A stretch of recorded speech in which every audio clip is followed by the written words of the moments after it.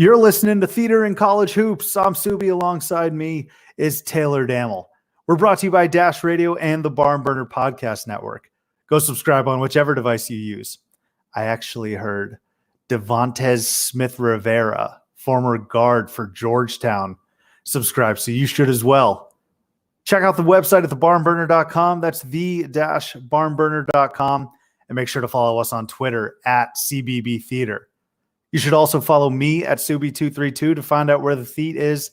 And make sure to follow Taylor at Taylor Dammel. Let's open the curtains. All right, so we got a pretty good show, packed show ahead later today, or later in the program, I should say. Logan Norse, former Dayton basketball player, will be hopping on, and we're going to talk to him a little bit about his time at Dayton and talk about his expectations for his alma mater as they head towards March. The Shark not with us today. He's actually got boots on the ground in D.C. He's going to the Providence-Georgetown game. We'll see how he fares amongst all the other Providence fans in person this time. He's not going to be battling them on Twitter. I asked him nicely to see if he could get us any sort of soundbite from the PC guys. We'll see if he comes up there. But he is at the Georgetown Providence game tonight. That's actually slightly a part of the reason why I put in Devontae Smith-Rivera, also just a hysterical name.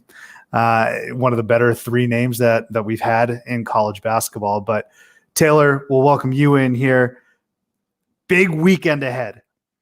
So not only is this potentially the game of the year, not only is this definitely game in the conference, and it's absolutely the game of the weekend, but it's Baylor, Kansas, right? 1 versus 3. We'll start with those guys. Any predictions? What are you looking for? Who do you think wins this game? Because whoever wins this game has the inside track for the Big 12 title.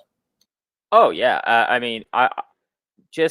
Night before last, Baylor just set the record for the most consecutive Big 12 victories ever, which is wild to think that how good this Baylor team is and how consistent they are. They've won more games in a row than any Kansas team has since 95-96, and that's just wild considering that Kansas won the conference 15 years in a row. So real quick, was that 23 straight Big 12 games or just 23 games in a row? I was too lazy to look That's that up. A great question because I couldn't figure that out either. But they have won 23 games in a row right now.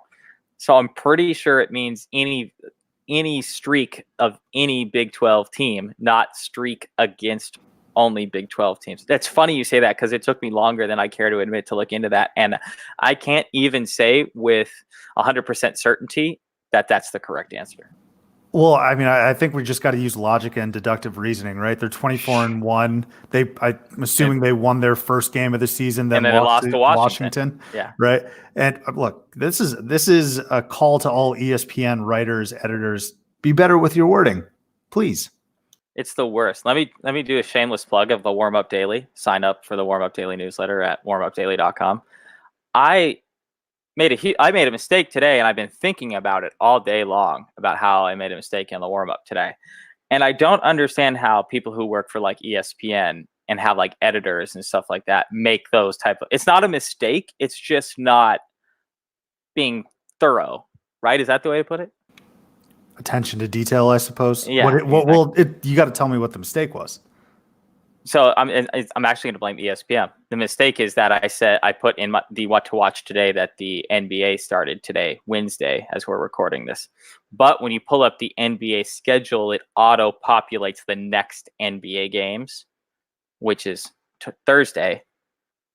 And so I just didn't even. I was just in the zone looking. The next NBA games are this.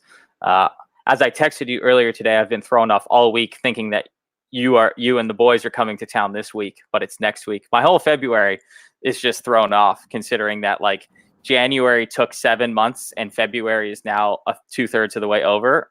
It's just my whole schedule's been jacked up. But anyway, back to Baylor and Kansas here.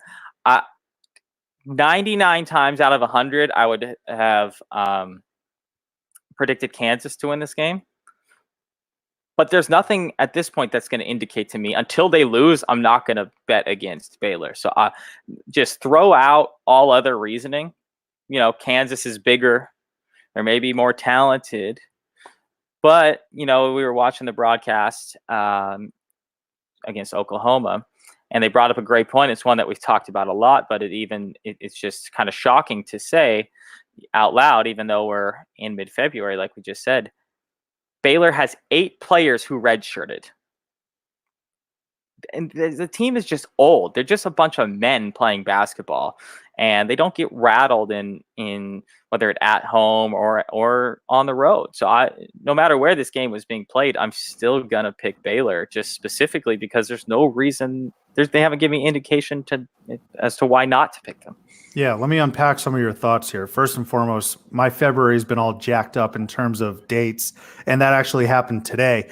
And I'm actually going to blame the leap year. We have the 29th this February as well. So we have one of those little countdown chalkboard things to our wedding date. And I'm OCD about this shit. I have to move the calendar to the correct date. I have to do the countdown. It's part of my morning routine. And so I was in the shower today, and we're getting close to 365 days. If you care to know, it's 380. But I was wondering to myself, wait, is it 380 or 381? And then I forgot to take into account the 29th. That's my little personal story. What if we showed up early? What if you didn't catch this and we didn't all show up on the right date? That's true. That's a good. Well, it's next year, so. Well, I know, but I mean, if it was this year, you mean? If you don't plant the seed and water it early, the tree is not going to grow correctly, right? So that's what I'm saying. It's like, what if you just didn't show up on the right date because of a mistake you made 381 days before your wedding? Yeah, it's true. It fucked everything up. It's very much an accounting error, and I'm looking forward to the Shark after this little sidebar that we're having, because he's not here. He's like, oh, I can't. I'm glad you guys were able to talk about your personal, countdown dates and wedding dates, like the theater goers want to hear that. So I'm sure, just brace yourself for that text. Brace yourself for that. This is what makes us relatable to the people. Okay, we could be all high and mighty because we run and we're on an extremely popular, nationally branded podcast. But here, this is what just makes us one of the people.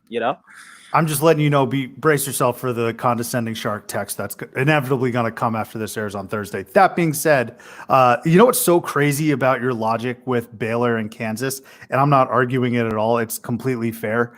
But you said something interesting. You said they haven't shown me anything up to this point. They haven't lost. So until they do that, I'm not going to go against the grain, essentially for the sake of going against the grain. That's the same logic that we apply to Kansas, or we used to apply to Kansas when it came to preseason predictions and who's going to win the Big 12. Well, Kansas has won for 58 straight years until obviously last year. So why not pick just Kansas? That being said, so I just think it's interesting how, you're absolutely right. Baylor has rattled off 23 straight. Why all of a sudden pick against them? Let me tell you why, because I'm going to go Kansas. I'm going to go Devon Dotson. He's going to be fully healthy for the full game. So I was actually talking to a Baylor buddy of mine, and while it is true that Baylor kind of dominated them in the first half when Dotson was healthy, Dotson was out for the entire second half, and that was obviously at Lawrence. I think a fully healthy Dotson and what they've been able to do since that Baylor game, Kansas, that is, I've said that they're the best team in the country. And I think this is the game where they go into Waco and they prove that because of Dotson's play and because of Doak. I also think that it's fucking difficult to win 24 straight. And, I think at some point it has to break. And if you're a Baylor fan, I kind of think you're not rooting for Baylor to lose, but there's got to be a small part of you that says, well, if Kansas wins, is it the worst thing? Because I don't want to be going into March with a full slate of wins under my belt. I kind of want us to get down to earth just a little bit. And I don't know if I'd necessarily want that loss to come in the Big 12 tournament. I think now would be a decent time to take that L if I'm a Baylor fan. But give me Kansas, and I don't see them losing 2 straight Big 12 titles. Yeah, I mean, that's exactly why, to use like Shark logic, that's exactly why I was happy that Marcus Howard played badly the other night. They had to take an L. It's just going to fire them up. I didn't even want them to win that game against Creighton there, which we'll get to in a second. I was rooting against them. I'm glad that Marcus Howard played like shit, because that's just going to get them together for the tournament. That's my Shark spin on that game. But, I think I can straight up say with not even a single ounce of expertise that the reason I didn't want Kansas to win a conference each year is because I just straight up don't like Kansas, and I'm okay with understanding that. I think Baylor being at home might have a factor in this, probably more so than I would suggest maybe other teams, and the fact that they went into Kansas and already beat these guys. That's a big one too. It is funny that, we expect Kansas to win the conference every year. And where did we expect Baylor to finish this year? Do you remember what our predictions were on that? I don't think that either of us chose Baylor as Big 12 champs. You had mentioned West Virginia, which was a great pick. Obviously, they're a top 15 team to watch out for, but definitely not. Baylor's probably going to be, if they would beat Kansas, they're probably going to be the number one, the top seed overall. Right. That's actually what I was just about to say is this is pretty much a battle for the 1 seed. Who wins this game not only probably wins the conference title, but they're probably all but guaranteed a 1 seed in the Midwest part of the bracket. If you just look at, the other teams, will they give San Diego State and Gonzaga both a 1 seed? That's debatable. Will Duke get up to the 1 seed? Will they give Dayton a 1 seed? Will they give Dayton, Baylor, San Diego State, and Gonzaga 1 seeds, all non-traditional powerhouse schools? But whoever wins this game, they have to. I mean, they have to. There's no other choice but to give whoever wins this game, barring like a collapse down the stretch. There's no other way that this plays out. How shitty would you feel as a Baylor fan if you go like 17-1 in conference and don't win the conference? It's just the most Kansas thing that would happen. Again, I feel like last year was such an outlier, but over the past 12, 13, 14 years, whatever it is that Kansas has ruled this conference with an iron fist, there have been really great teams that just run into a better Kansas. And so it would suck, obviously, but at the same time, if you're a Baylor fan that's played against Kansas and played in the Big 12, kind of have to come to grips with it. And yeah, it would suck. You kind of want that Big 12 title under your belt, but these guys have bigger fish to fry. If you're going 17-1 in conference, care about the tournament, not even the Big 12 tournament, even like a first round or second round loss. Although I said they don't want to lose in the Big 12 tournament. If that happened, you're still kind of like, whatever, maybe you're a little concerned, but at this point in the season, there's a very few handful of teams that I don't know if their focus is necessarily getting better, but maybe maintaining this level of consistency. And I think off the top of the dome, it's like Dayton, it's Kansas, it's maybe Duke can get a little better. I don't know. Baylor for sure, though, because Baylor's been a fucking buzzsaw for the past month and a half. Yeah. So I have a complaint, though, and it's a complaint that I have often about the Big 10 and the Big 12. You want to guess what the tip time of this game is? What is it, noon? It's the first game of the day. Baylor is the first game of the day? Yep. That's terrible. I swear to God, the Big 12 and Big 10 don't have any idea of when to schedule their major games. Like, this should be a 4 p.m., middle of the day, Saturday. You're buzzed heavily type of day. Not like a wake up and scramble to get everything done before the biggest game of the college basketball year so far, arguably. Yeah. Big complaint. Also, you want to know how I know that you're ubiquitously loved around this country, Supermonian? Talk to me. Yes. You just said, I have Baylor buddies. Who the fuck is Baylor buddies? Like, what? Corey Boney, shout out. He's a Waco lifer, man. Yeah, you see, this is why you're like the social ubiquitous king here, is because I got Waco lifers that I just hang out with, Yeah. So Corey Boney, listener of the show, shout out to him. He's from Waco, grew up in Waco, went to Baylor, huge Baylor fan, season ticket holder, women's basketball, men's basketball, football, obviously. And I was actually texting him earlier today because I was saying, look, man, I think I'm going to take Kansas.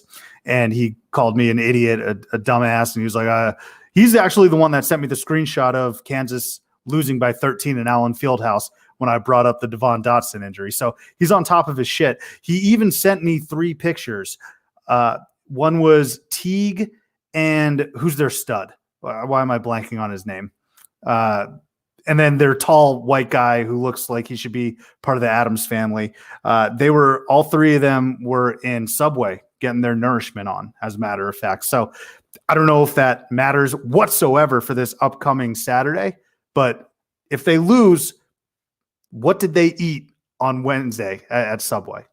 Is Jared Butler the person you're looking for? That's exactly who I'm looking for. Yeah, just another, potential Naismith player. No, pedo.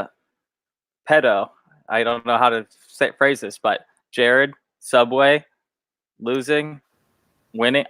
There's got to be a sign in there somewhere, right? I don't know. It's a good stretch. Simone Biles is envious of that stretch right there. Wow, that's incredible. Freddie Gillespie, I think, is the big white dude you're thinking of. Yeah, I don't like that guy. Yeah, he's shooting like 55% from the field for the year, which is pretty good, which is such a big white dude stat.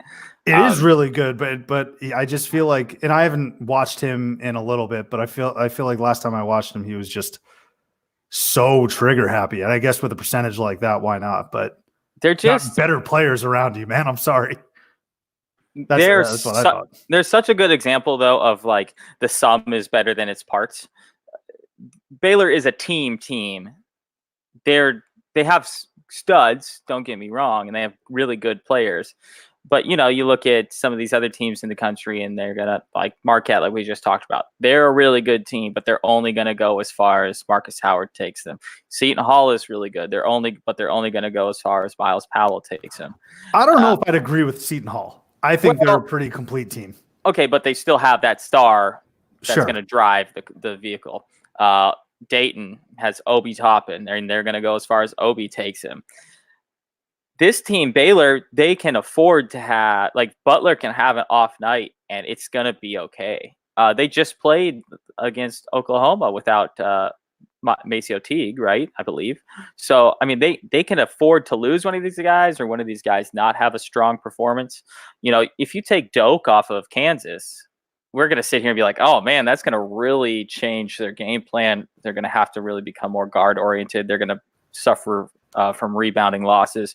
But I feel like Baylor is so complete that they can afford to have an off night for one of their people. They're just such like I said, a sum is better than the parts type of situation. Huge tilt in Waco. Corey will definitely be there, so enjoy that course. Shout out for all the insider information, insider Subway information. But during this past segment, Taylor, you did mention Creighton, and I feel like how about this? You say like, oh, I feel bad for Baylor if they went 17-1 and Kansas ended up winning the title or the Big 12 title. Creighton, I was saying to myself, why is nobody talking about them? They're the hottest team in the country.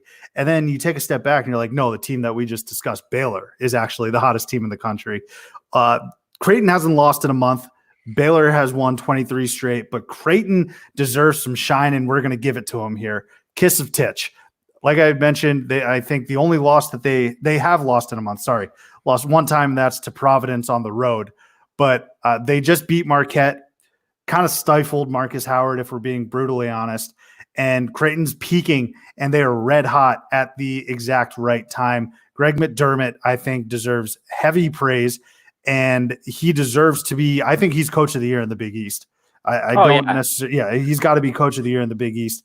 And when I look back at our preseason predictions, I didn't think Creighton was going to be this solidified in terms of a tournament team. I definitely thought at best they would be a bubble team along with Georgetown and maybe like St. John's, but Creighton has clearly separated themselves, and they're gaining on Seton Hall for that first spot in the Big East. I love this Creighton team. I love them so much that, as your friend, theater goers, and I'm going to lump Kentucky in here too, I love both of these teams so much that I'm going to tell you right now, do not pick them to go far in the tournament. If you know, you know. If you are a veteran of picking brackets, you know. And that's why I'm telling you right now, do not take Creighton and Kentucky. So we're giving them love, but then like kind of not giving them love at the same time. I'm giving them all of my love. Okay. You just need to read between the lines when I'm talking to you. I got you. I got you. Tyshawn Alexander is a ball player. That guy is an absolute 100% difference maker. He's averaging 17 points a game, and one could argue that scoring or the offensive side of the ball isn't even his best side of the ball. He absolutely dominated in almost every way, shape, and form. Marcus Howard last night shut them down because he can. How about our boy Zagorowski? What is that quote from? Say it again. Sorry. Shut him down because we can. Sub, you were born to be basketball players. Every one of you. Come on. What's the greatest moment in American sports? Oh, it's Herb Brooks. Yeah, that's this week, actually. Oh, dude, I was thinking of a basketball team. Well, I was cross sports referencing there. Okay. Sorry. That actually, I was thinking like Don Haskins at Texas UTEP. Yeah, actually, that's 40th anniversary of the Miracle on Ice this week. So, I just had to pull that out, I guess. So that wasn't the great opportunities quote. That was going to be too obvious, But yeah, Zagorowski knocked down a couple big free throws with the game kind of on the line. Their game against Marquette was definitely score was closer than what the actual domination of the game would indicate. If you look at Creighton's losses on the year, they lost at Michigan, which at the time was a total. That was the second game of the year. It was a fine loss. They lost to San Diego State. They got crushed by San Diego State. But again, everybody has. Yeah, San Diego State hasn't lost to anyone. They lost at Butler, against Villanova, and then actually their last two losses are probably their only iffy losses, and that's at Georgetown and at Providence. But again, in college basketball, as we know, with that "at" in front of the name, anything can happen on the road, especially in the Big East, no matter who you're playing, even a shitty team like Providence.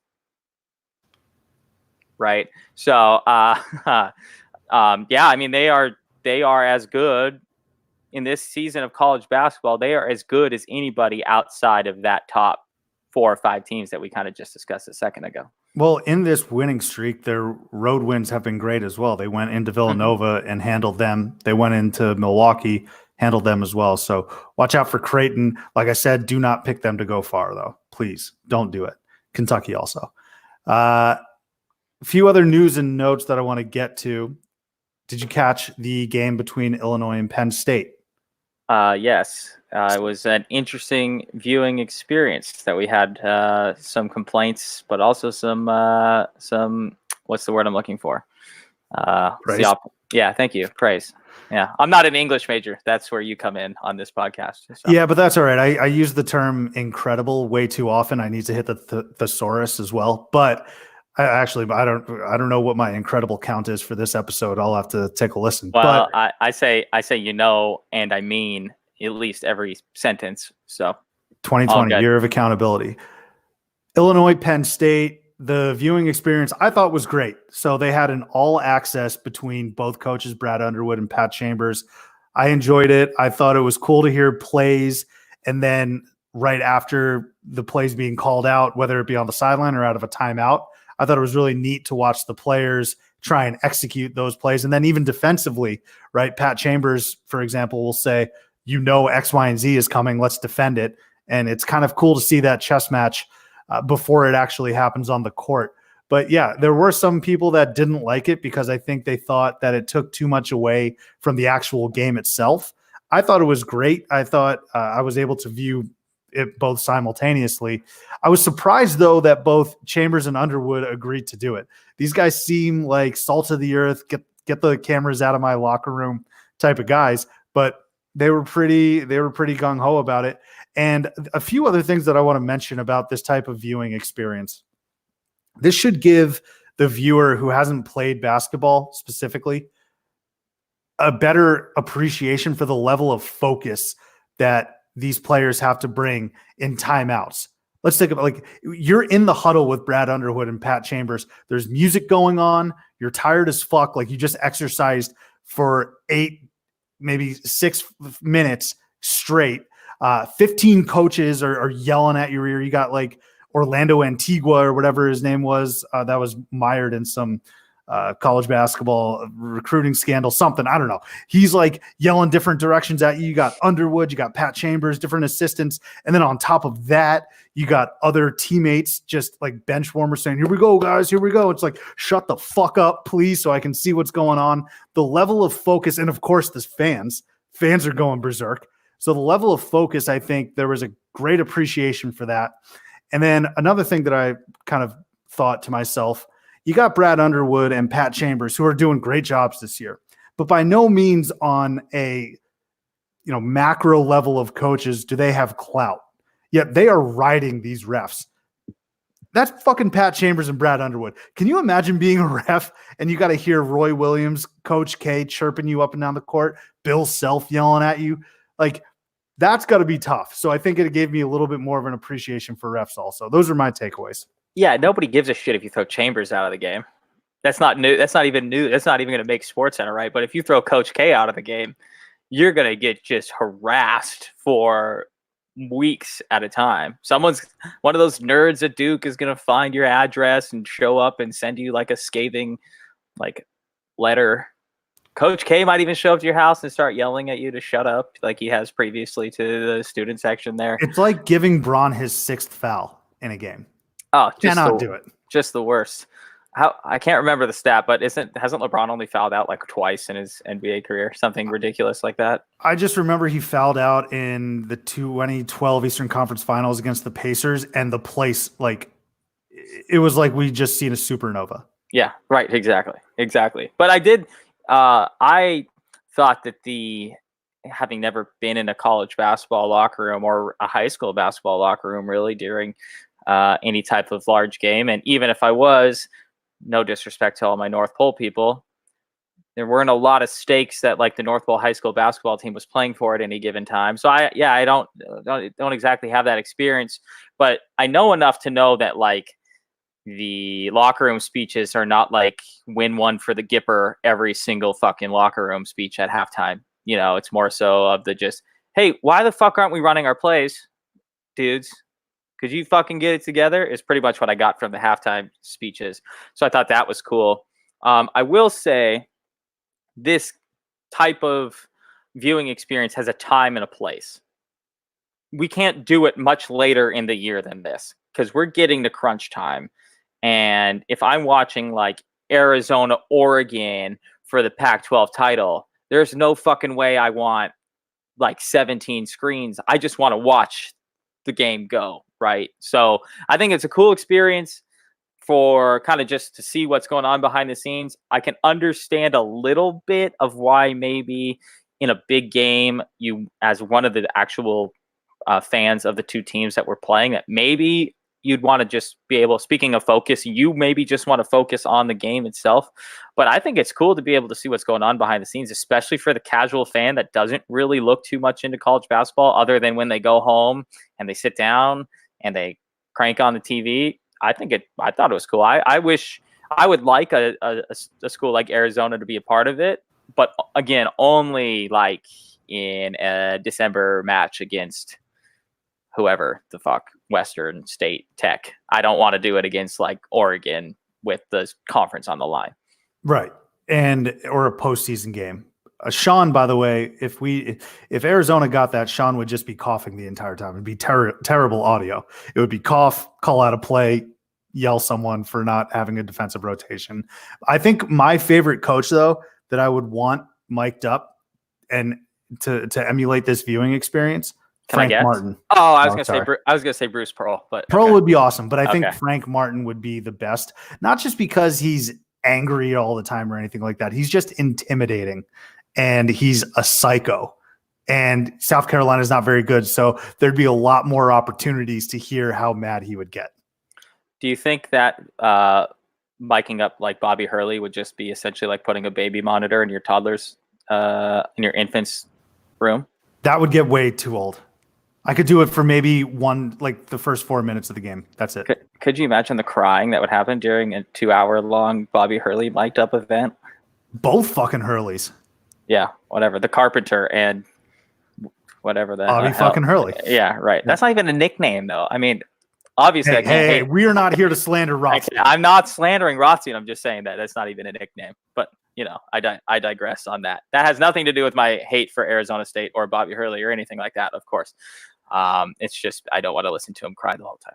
Regardless, very cool experience watching that Penn State Illinois game. Another mic'd up coach, but this was more of an interview. Rick Barnes, I thought it was kind of hysterical. At halftime against Vanderbilt, he was in a dogfight, and the sideline reporter came up to him, asked him about the offense, and in the most southern, stern voice, he just said, pathetic. And I just thought it was great with Andy Kennedy on the call. So it was a couple southern molasses mouths coming at you.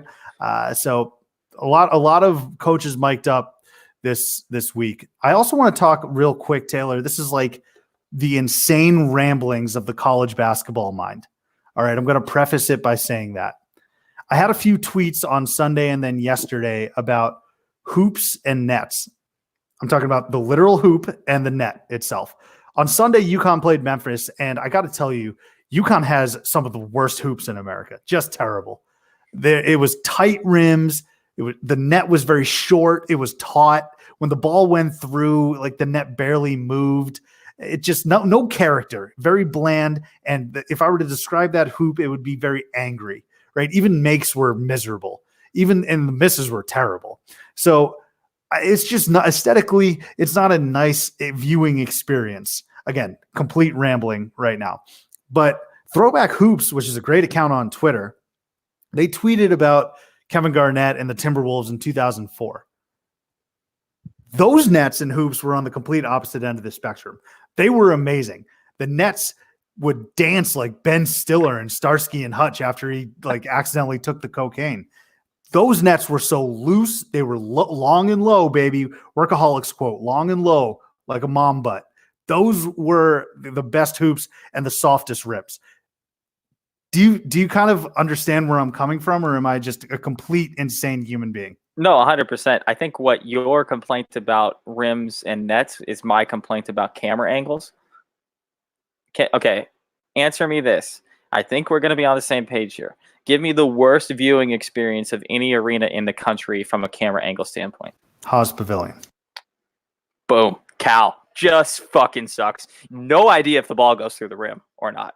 The angle is just ridiculous.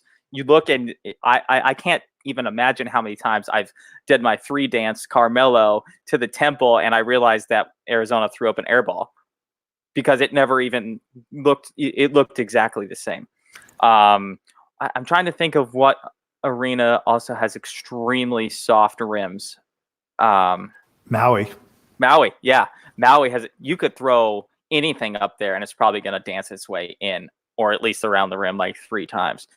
That's actually, if we're unpopular opinion, Maui's not the best viewing experience, but I think we give it a pass because it's in Maui. And yeah, it's a high school gym basically. Yeah, right, exactly. I'm so happy you said Haas Pavilion because that place just sucks to watch a game. Well, it's recent too. Like Arizona played there last week, so. Well, and it's just like an every year thing. Yeah.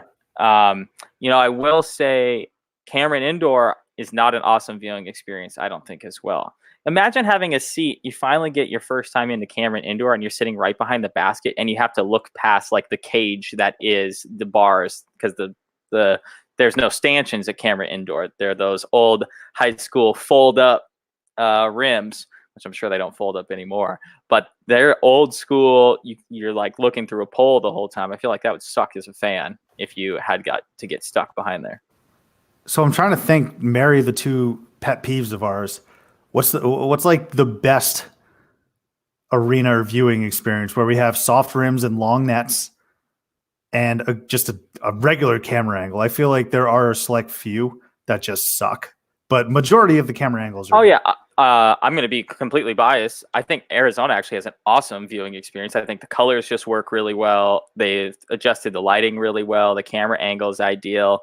I think McHale works really well. And I think a lot of those arenas in that size, because McHale Center is 14,565 people if we're counting every person. And that's like the perfect college basketball arena size, I think, because they're able to multi-level it. They took the cameras into place. It's some of those older arenas that before games were even being televised. Those are the ones that just fucked everything up, I believe. Off the top of my head, I would say Kentucky. Kentucky's camera angle is solid. Their nets are solid. They have a pretty court.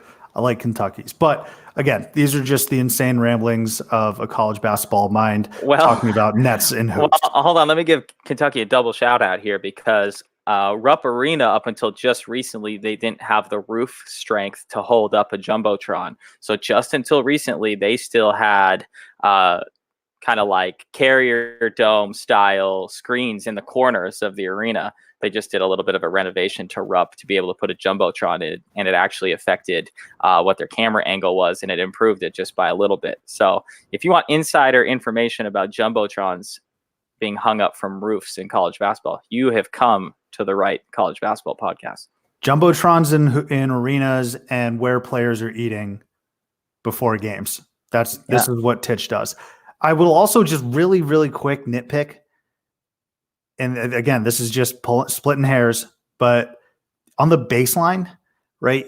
The color scheme, if it's yellow or something bright and it's behind the net, you can't really tell where the net, or like if the ball goes in through the net.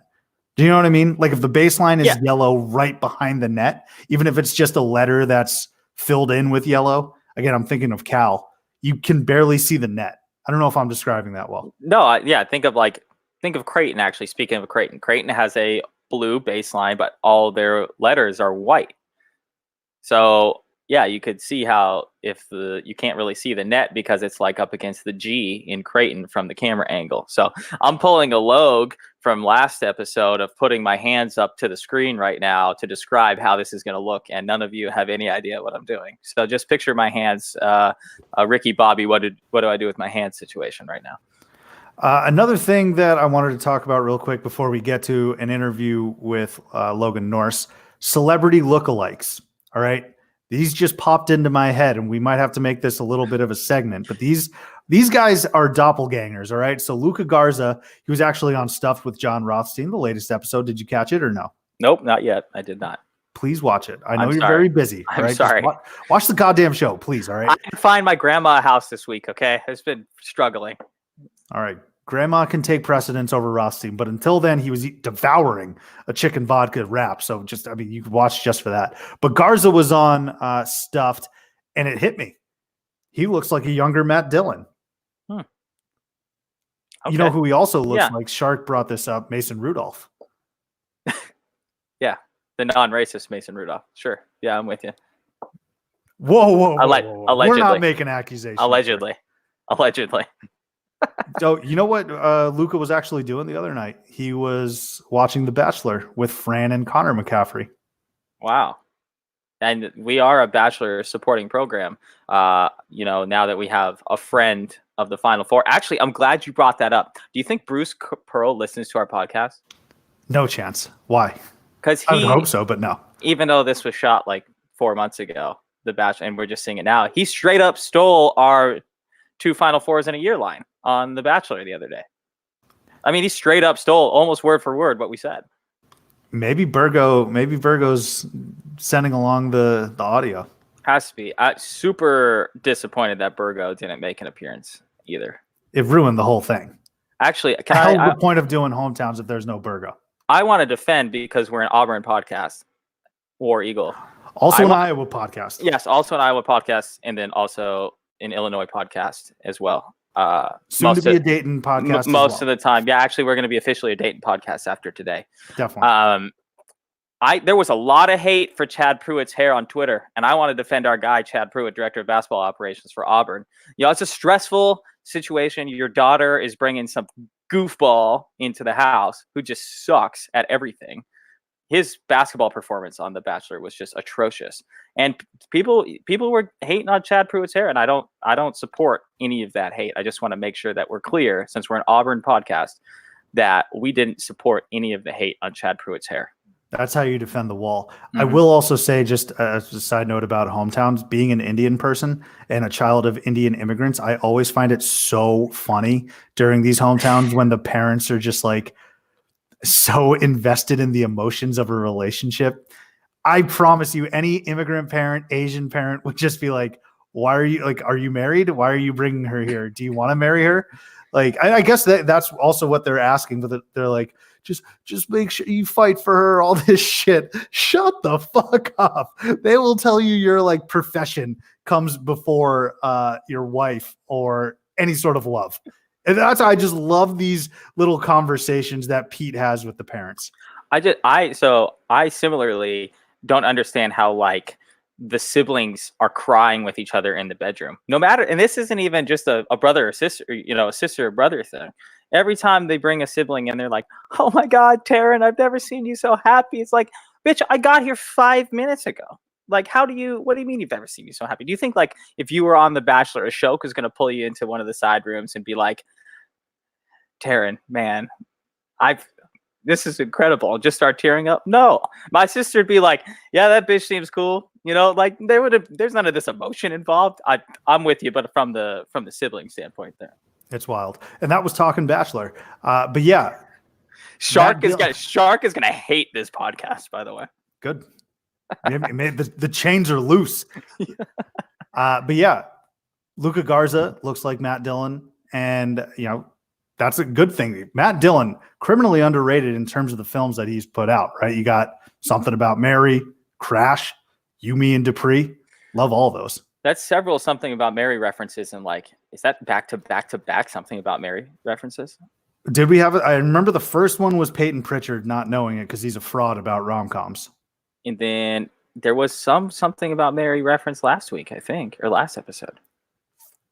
I'll have to go to the audio. I don't know. That means we'd have to actually listen back to our own podcast, but I don't want to listen to my voice at any time. So I just kind of skip to the parts where you talk, if we're being completely honest. That's fine. As long as you get those plays up, that's all I care about. Right. And another person in terms of celebrity lookalikes, Bob Hurley, Dad Hurley, St. Anthony's Hurley. He is the older version of Christian Bale. Look at them side by side. Christian Bale could absolutely, if Christian Bale could play Dick Cheney, he could absolutely play Bob Hurley Sr. And we need a movie about St. Anthony's. We need a film about that. So I'm calling on all of Hollywood instead of remaking instead of remaking the exact same superhero movie that you do every single year, and instead of remaking a movie about like with Ben Affleck, which is essentially Coach Carter. Shout out to Rome, who he's in that movie. Our friend Rome Mathis, friend of the program. Also, one about St. Anthony's. Also, Rome wasn't built today. I just want to throw that tagline out there that he has on his Twitter profile. I'm just going to ignore everything you just said and go back to the fact that how did you come up with the fact that he looks like Christian Bale? Did you read this somewhere, or did you just come up with this organically? I was watching he was at the UConn Memphis game. I was doing everything apparently during that UConn Memphis game except for watching the game. It's the sharp nose though. Yeah, no, it's 100% the nose. Definitely. That's incredible. What a look there for you on your part. Just hard rims and even tougher actors, I guess. Just pray for your boy. I got a wild imagination. Could you imagine all of the good we could do? The actual genuine tangible good we could do if this shit was not running around my brain? Yeah. Oh, could have probably cured cancer or, I don't know, done something other than drink 1,000 beers and watch college basketball. But really, some people are put on this earth to do different things. And I feel like we were put on this earth to drink 1,000,000 beers and watch college basketball. Everybody's got a purpose. And I toss some golf in there from time to time, too. We've all got roles to play. We're supporters of those people's professions. We just hope people turn around and support ours in return, I guess. I guess we'll never know. All right. Without further ado, let's go ahead and get to our interview with Logan Norris. But before we do that, a quick message from Zach at the Barn Burner Podcast Network. All right. We want to thank Logan again for hopping onto the program. Had a lot of good stories, very enjoyable. But let's go ahead and end this here, Taylor, with some segments. First of all, where am I? So it's my turn, and I will throw out a name that you may or may not recognize. I think you do, but you remember Chaz McFarland? Chaz McFarland. Take your best guess. I'm not even sure how. McFarland sounds familiar, but I can't think of Chaz McFarland.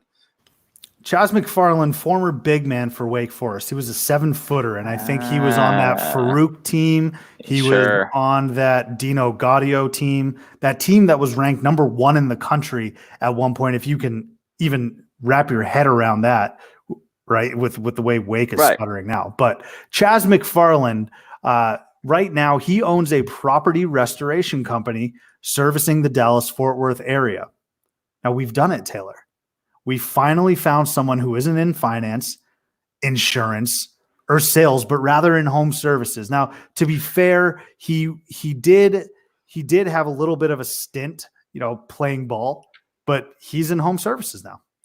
I feel like that's still kind of real estate related, though.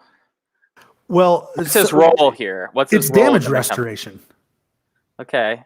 He's the owner. I don't know. So basically, like fire. So here's what he did. Here's what he did. Damage, yeah. He took all the former college basketball players that are in the real estate industry, and all of the college basketball players who are now insurance salesmen, and became the middle man. A flood comes through. These people can't sell their house because the flood flooded out the house. They want insurance to pay. Who are they going to call? Chaz McFarland. I see what he did here. I see what he did. That's pretty good. Yeah, he's got quite the racket here.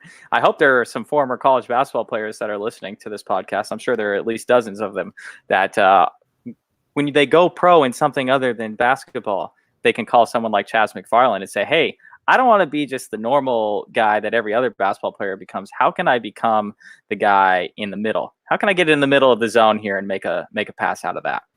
And I know we launched this segment in an effort to promote the guys that we remember in college that just went straight to the cubes. But I respect a man like Chaz here who has a taste for owning his own business, showing leadership. And quite frankly, again, to belabor the point, Wake Forest could absolutely use some of Chaz's leadership right now. And let me tell you something, right? This shit is a lucrative business. Damage restoration is very, very is a very rich business. Storm and fire damage, absolutely no joke, especially in that part of the country, Texas, Dallas-Fort Worth. So good for Chaz McFarland. Yeah.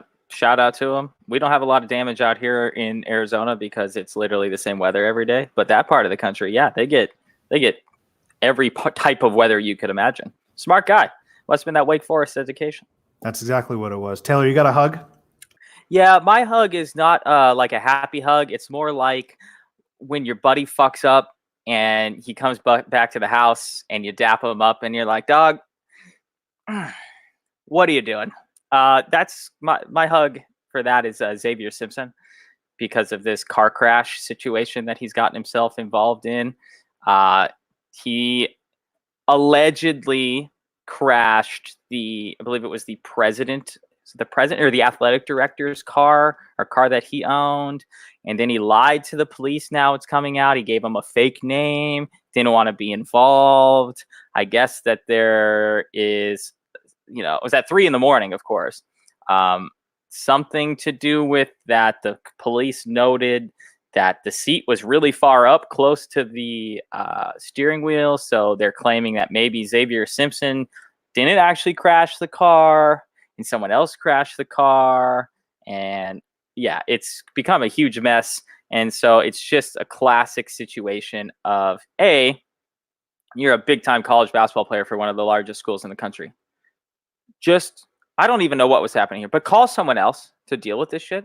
Also, you can't lie to Ann Arbor police about who you are because you're the point guard for the basketball team. Like that's going to be figured out pretty quickly. Also, a semi-hug to the athletic director or whoever's car it was. Because again, it's like, could we have put it maybe in someone else's name? Like literally anybody else's name other than making it that obvious. And then 4 would be to the guy who apparently may or may not have been in the car with him. Again, you're just going to toss your boy, the star of the basketball team, under the bus. Shouldn't this be like a reverse situation? Like if I'm the star of the basketball team and I crash the car and you're sitting next to me, I might just say, hey, like, dog, I'm going to need your help on this one. Like I got NBA draft prospects. I'm going to go to the league perhaps. do you think like I'm going to get you back when I get drafted? Believe that, but maybe you hold the L for a year or two on this one. So Chris it's just Carterum, yeah. Yeah, right. It's just kind of a big, wide hug of like, what are you guys doing? So that's my hug is for Javier Simpson there at Michigan. My hug is for Baylor. So we had mentioned at the top of this program that they set a Big 12 record with their 23rd consecutive win. That is fantastic. That is wonderful, outstanding, splendid. All of the adjectives that I'm not using for incredible, or I'm using Marvelous. In lieu of incredible. Marvelous. All of that is great. You want to know what's even more impressive, though, and what my actual hug is for? Baylor hasn't trailed in the second half in 9 straight games. They have not been down one singular point in the second half in 9 straight games. It bears repeating. Absolutely incredible. It was a wonderful stretch from Baylor going on right now. They're killing it. You see, but the thing is, you like incredible is actually the most apt word you could use there. So like that's okay. It's just, Thanks, man. Are you the girl like when you're casually texting some dude and you just keep replying with, "Oh, that's crazy."